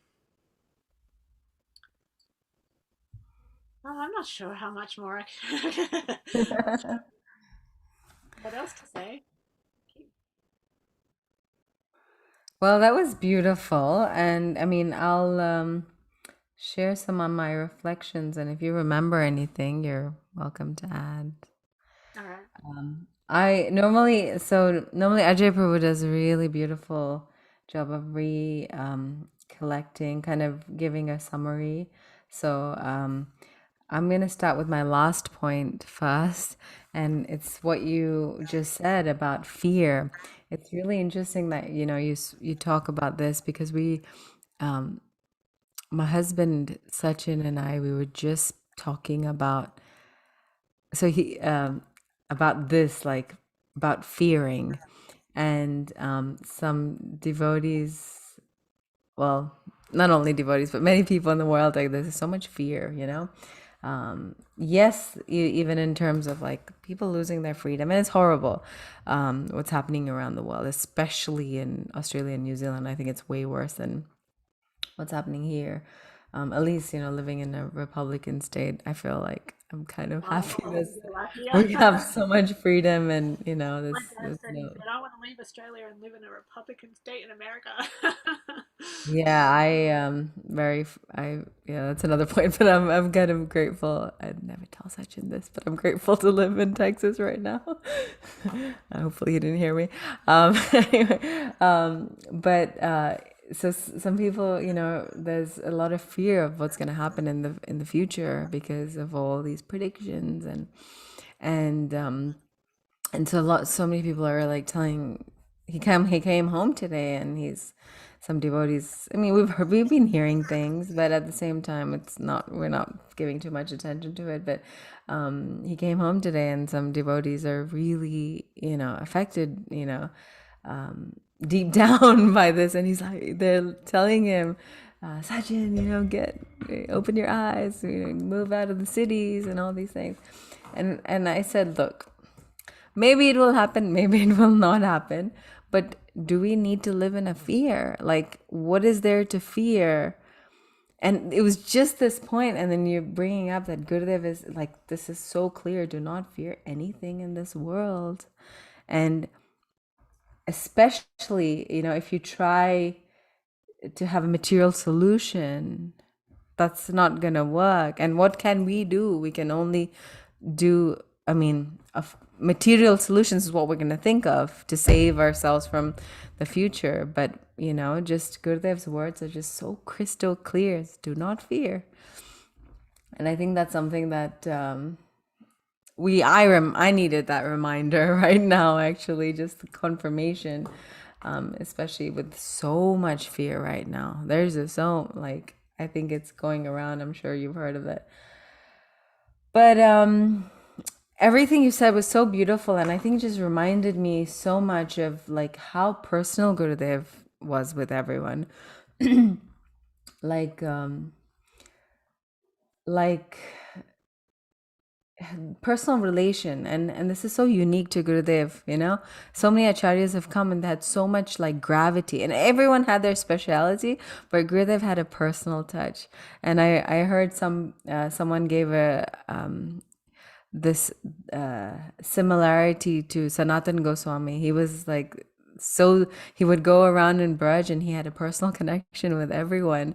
And Gurudev was just like that. He had a personal connection. And these sessions that Ajay Krishna Prabhu does, it every day, I mean, every time I tune in, I hear that over and over and over and over, like how personally it might be this, random little family in some random little town, but they were so deeply touched in a personal way. To Gurudev came down to our level and became a family member because we are his, he's so merciful. He became part of the family. He adopted us as his own. And I think that's really beautiful. And in all his interactions, like going and making sure that your mother is okay, because he was so grateful also, especially to those that hosted him. He was so grateful. My in-laws here, Sachin and his parents, they hosted Gurudev since 96 in their home.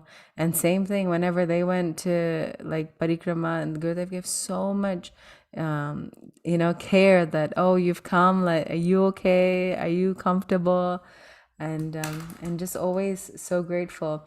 And they had a lot of similar experiences there as well, like with people taking over their home.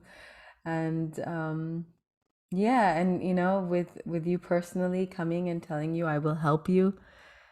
And Gurudev, there's so many statements that only Gurudev can make, and in those even though he's so simple, so humble, and so like down to earth, at the same time, his small statements just establish his position, telling you that he's married you to Krishna. I mean, only Gurudev. Like how Gurudev, he's just, even by saying that, he's revealing that he has the power to do that, to marry you to Krishna. And he did this all the time. Do you remember in 2008 in Murwillumbah when Gurudev went on the boat across? We were waiting on the side of the river, and he came back, and some devotees said, oh, Gurudev, you went without us. You didn't take us across the river. And he said, what did he say? Do you remember his exact words? Like, I remember he was getting in his car. He said, don't worry. This is just a small river. I will take you. He went like this and he pointed, I will take you there, And we were like, there was only a handful of devotees, but we were like, Gurudev so easily and casually is saying, don't worry, I'll take you across this whole thing and take you there, Don't worry about the small river. Because he went in a small, there's some pictures, I think if some people, devotees may have seen, there's a Gurudev and Mathuranath Prabhu and Madhav Maharaj, 3 people in a boat. And I was so scared because like there was such a heavy current, but Gurudev was like, and I remember Madhav Maharaj was so happy, and they were going across the river, and we all had to wait on the other side. No one could cross, but we waited for Gurudev, and so casually says, oh, don't worry, you going? Yeah, you can unmute now. I muted myself because I've got a fuzzy speaker, and I think that's where the echo is coming from. So It's good now. that the water was actually flood waters. Do you remember? It was Yeah. flooded, but it was only a little flood. It wasn't high, and it was a little canoe. It was just a little. Yeah, not a boat, a small canoe. But I felt scared. I was like, how is Gurudev going in this little, and even though it was flood water, there was a stream there, right? Or was it just dry land? There's a bit of a River, river. okay. Yeah. Yeah, I remember, and the Damodar Maharaj actually jumped in and swam across, but all the devotees waited for Gurudev to go across and then come back. And so casually, he just said, "Don't worry, I will take you across and take you there to Golok." Yeah, I think he said to Golok Vrindavan. So casually, and he always did this because he's full of, so powerful.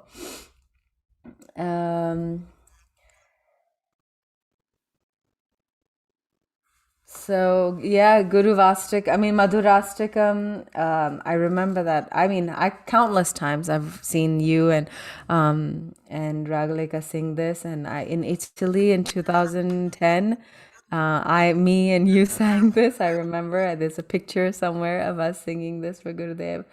And I just feel so grateful to have been included in that. And this is new. Read Gita to control disturbed mind. I've never heard that. That's amazing. Like, that's something that I can remember. That I've never heard Gurudev say. Read Bhagavad Gita to control your mind. That's really beautiful. Yeah, and then I guess the um, our last darshan was in Kartik. Oh, just before Kartik, we came after our tour and we had our pranami to give to Gurudev. And I remember that even though he was in his like sickness pastime, I remember he was, I think, in a wheelchair when we went into the room. And when we handed him that like wad of cash, do you remember? He looked so happy. Like, I think he said so much. Like, right?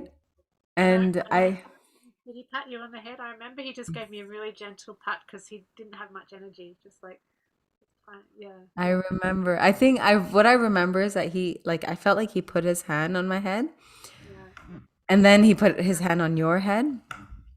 And yeah, that was just, I remember telling him, Gurudev, in Hindi, I said, get well quickly. We need to hear from you. And he said, "Theek hai." He said, "Theek hai." And that was my last proper darshan. yeah, Uh, Yours too? yeah, yeah. Wow. And then during Kartik, he came out and gave a few public darshans. And in From those darshans, from his doorway. from his doorway in Govardhan. And in those darshans, we were just talking. I was talking to my cousin yesterday, and he was saying, like, can you believe even in that, in his sickness time, he was so weak, but he came out and he said, come to Navadvip. I remember specifically, that was one of his main instructions.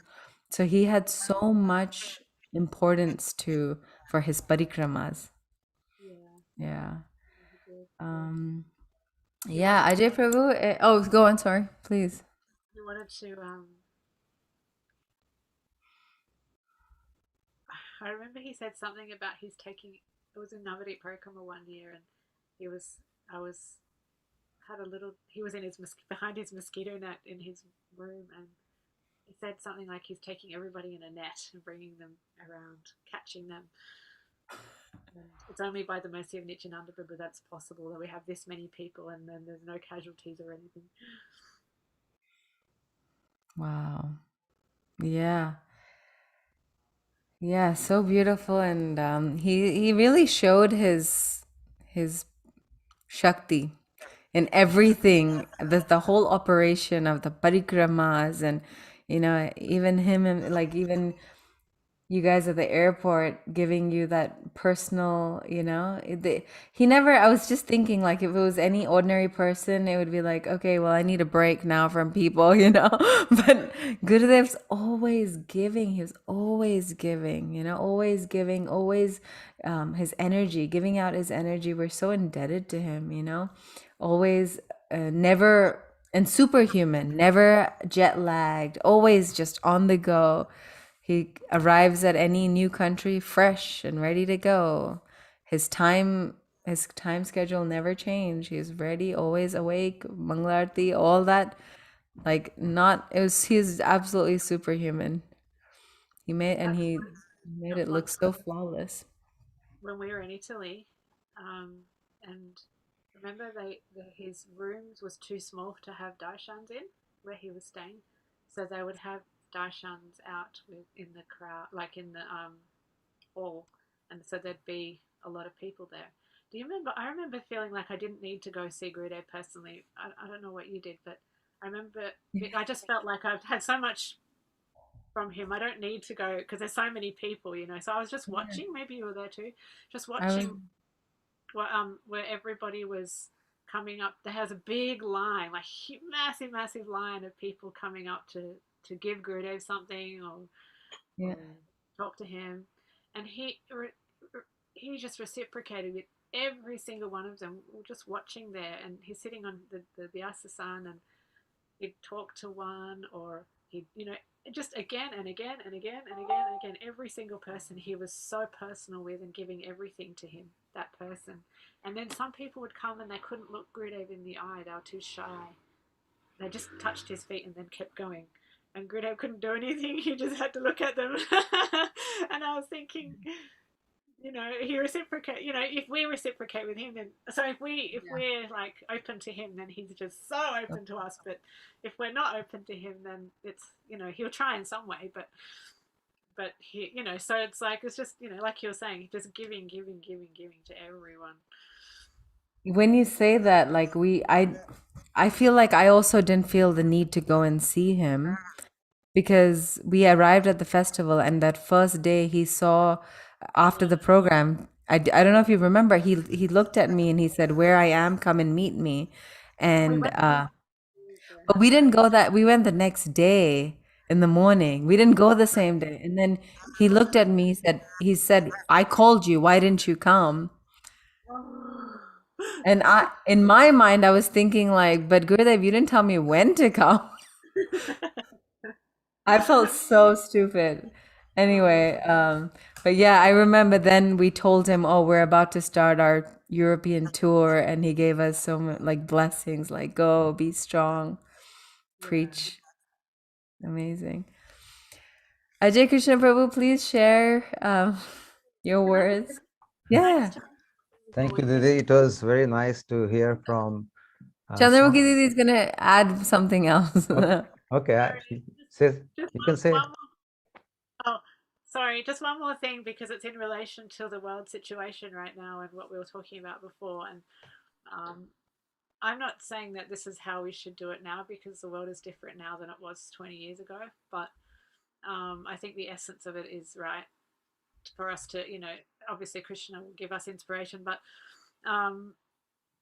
there was some devotees back then who were very much scared of war coming, and they were making arrangements to go inland and storing food and have property inland and everything.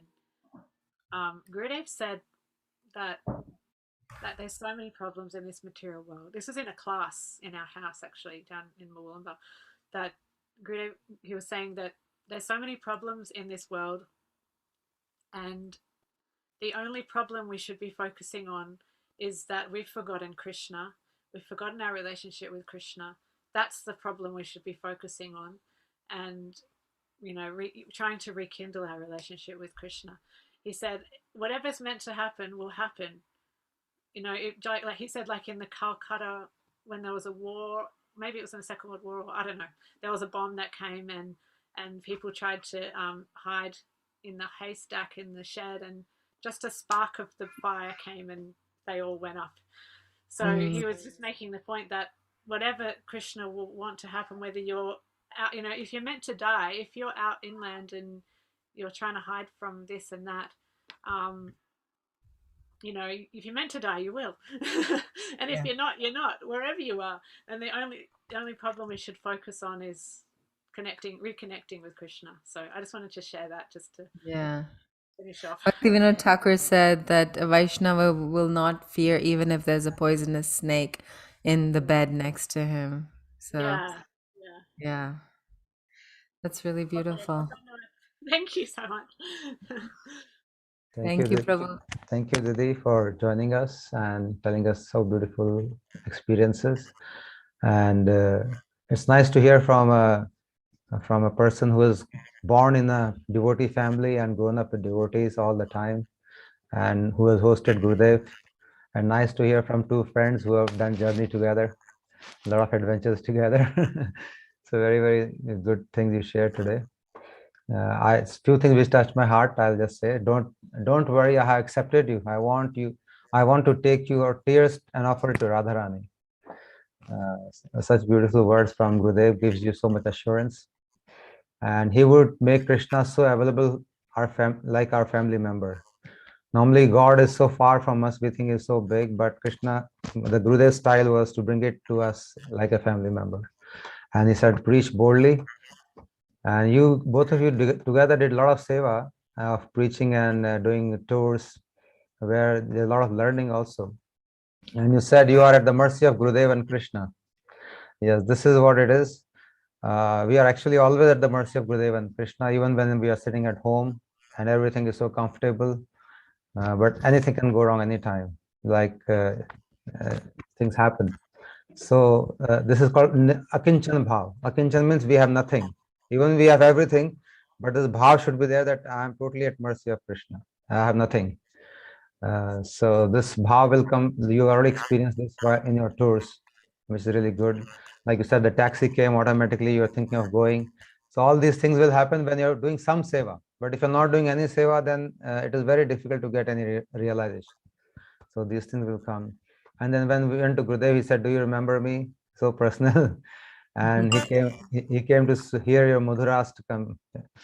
I mean, he could not stay inside when you're singing such beautiful tone. He had to come out. And then you said any inspiration which takes you to Krishna, that is coming from Vaishnavas and Krishna, because the mind will always take us in the world. So you asked the question, how to decide that whether it's coming from the higher authority or it is my own concoction.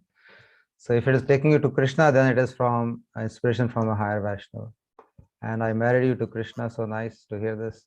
Actually, he does, when he gives diksha, he's like a priest who will marry us to Krishna.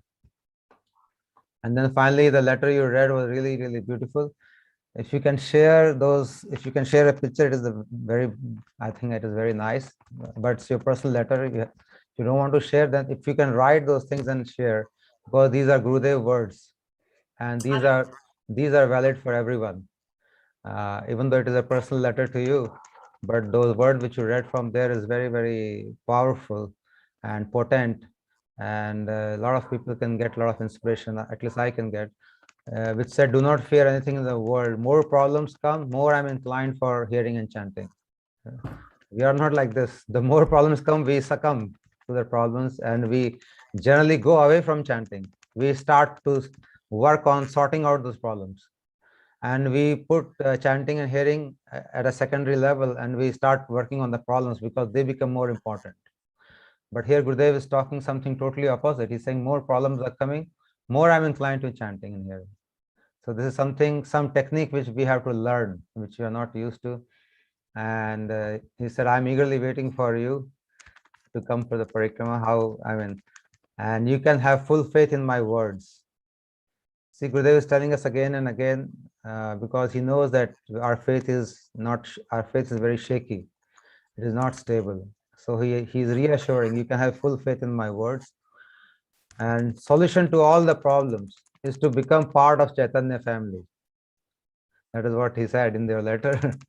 So solution, don't try to sort out the solution because it has come because of some of our karmas and because we are away from Krishna. Other day I was hearing Gurudev, he was saying, so many problems are coming and we are experiencing these problems, but we cannot figure out the root problem. That is not visible to us. The root cause of all problem is because we are away from Krishna, because we have forgotten him. Because of that, all these problems are coming. So we are not working at the root cause of the problem. We are working at the outer secondary cause. We're trying to sort out they will never be sorted out because the root is still there. We are still away from Krishna. So here he's telling the solution to all problems is to become part of Chaitanya family. And we are all part of Chaitanya family because of Gurudev. He has put us in that family. We were so much away from him, but now because of his mercy, he has given us so many God brothers, God sisters like you, all over the world, everywhere. And we are a big family, part of Chaitanya family because of our Srila Gurudev. So I offer my pranams to Srila Gurudev, also to you, Didi, and also to our Haripriya Didi, all the listeners. And tomorrow we are going to have program in Hindi. And tomorrow we have Prakash Prabhu who will join us. And tomorrow onward, I think most of the programs are in Hindi as of now, unless we get somebody else in between. So we'll join again. Thank you, Haripriya Didi. Thank you so much. Thank Over you, to you Prabhu. now. Thank you, Prabhuji. I just found a really nice picture of Chandramukhi Didi with Gurudev on Parikrama. Everyone can see that. wow. That's Chandramukhi Didi here, and then Ragaleka is right behind Madhu Maharaj. That's her sister, younger sister. Which one is Raglekha? The one behind Madhav Maharaj. Okay, they were okay, fine. That's her younger sister, and we'll hopefully have Ragulika Didi on here soon as well. And this is actually a picture of me and Chandramukhi singing for Gurudev. Unfortunately, Gurudev's not in this picture.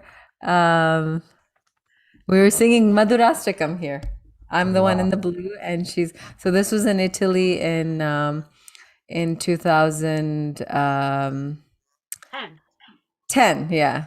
And this is on one of our preaching tours. Preaching together. That's another one. Oh, nice. Great. Yeah. Okay. Thank you. Just wanted to share that. And thank you, everyone. And thank you, Chandramukhi Didi. It was really beautiful to hear all your Gurudev memories. Hare Krishna, everyone. And we'll see you tomorrow. Shri Guru Maharaj ki jai. Anant Koti Vaishnav Vrand ki jai. Gaur Bhakt Vrand ki jai. Harinam Sankirtan ki jai. Chandramukhi Didi ki jai. Hare Priya Didi ki jai. Gaur Prema